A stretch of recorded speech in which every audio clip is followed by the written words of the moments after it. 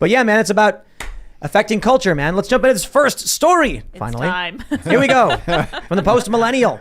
FBI agent accused of suppressing Hunter Biden laptop investigation resigns, escorted out of building. Now, this story is really interesting because there's conflicting reports as to whether or not he just resigned or he was forced to resign. And the story from the Washington Times is that this guy, Tim Tebow, retired over the weekend, but was previously on leave for about a month. According to the Washington Times, Tebow retired over the weekend on Friday. Eyewitness accounts state he was seen exiting the Washington Bureau's elevator while being escorted by 2 or 3 headquarters-looking types. Tebow was named by Senate Judiciary Ranking Member Chuck Grassley in a July letter to FBI Director Wray and Attorney General Merrick Garland that cited whistleblowers who alleged political bias from high-ranking officials. According to Grassley, the whistleblower said the FBI and Justice Department employees must follow strict guidelines to open an investigation, and Tebow did not follow them. He said, as you are aware, Assistant Special Agent in Charge Tim Tebow, I'm probably pronouncing it right, is not the only politically biased FBI agent at the Washington field office, adding, the FBI answers to Congress and the American people. Tebow was one of 13 special agents in charge at the Washington field office and had been under fire from Republicans in Congress after it was revealed that he made anti-Trump posts on social media in the lead up to the 2020 election while he was supposed to be helping to direct the investigation of Hunter Biden. Well, as we know from these whistleblowers, the FBI blocked that. Now, Donald Trump came out and said, this is the guy that was leading the raid on Mar-a-Lago.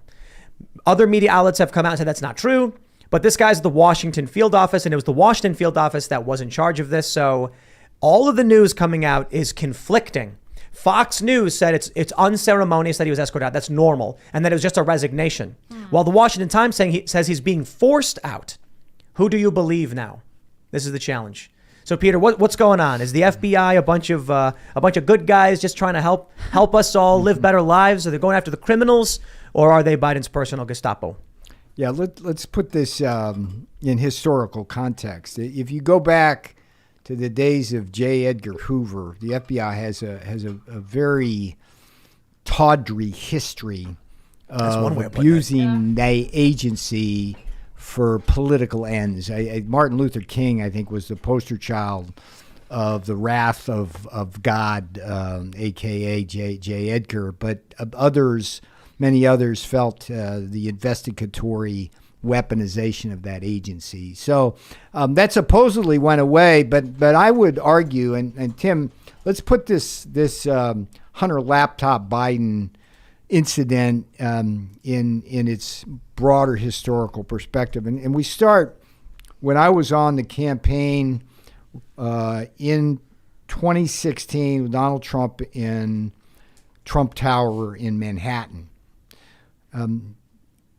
Prior to the 2016 election, the so-called Russia hoax began. The Russia hoax is a discredited Russia hoax, which was supposed to somehow tie Trump as some kind of puppet of Putin, right? It was a Democrat operative funded by Hillary Clinton that got it started, but it was the FBI, agents like Peter Strzok, Lisa Page, Comey himself, others.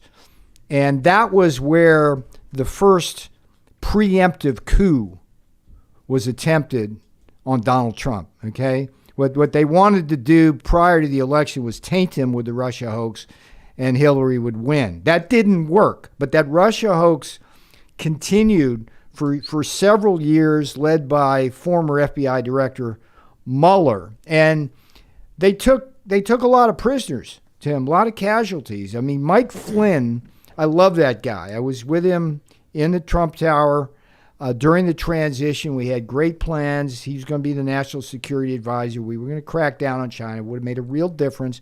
They got him in an entrapment scheme. They got George Papadopoulos. They got Paul Manafort. They did an over-the-top raid of Roger Stone with frogmen and guns blazing, leaks to CNN. There's a pattern here. That's my point here, Tim. There's a pattern here. Preemptive coup prior to 2016.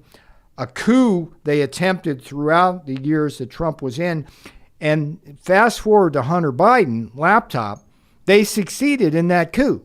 If you believe two things. One, Mark Zuckerberg says the FBI told him to suppress any information about the Hunter Biden laptop prior to the election. And the FBI had that thing for over a year. They knew the information was accurate, that guy was into pornography, crack, and most importantly, influence peddling. But it's not just that. It's that there's connections between him and his dad and their business dealings, which is I think more than just being a bad person. According to Mark, the FBI gave him a general warning, like, hey, watch out for misinformation. And then Mark took it upon himself to censor the Biden thing. Except whistleblowers came out and said that they knew the Hunter Biden laptop thing was happening and they should not investigate it because they didn't want to interfere in the election. At the same time, went to Mark Zuckerberg and said, hey, we want to actually put our thumb on the scale, so watch out for the information we deem to be misinformation. You can't play it both ways.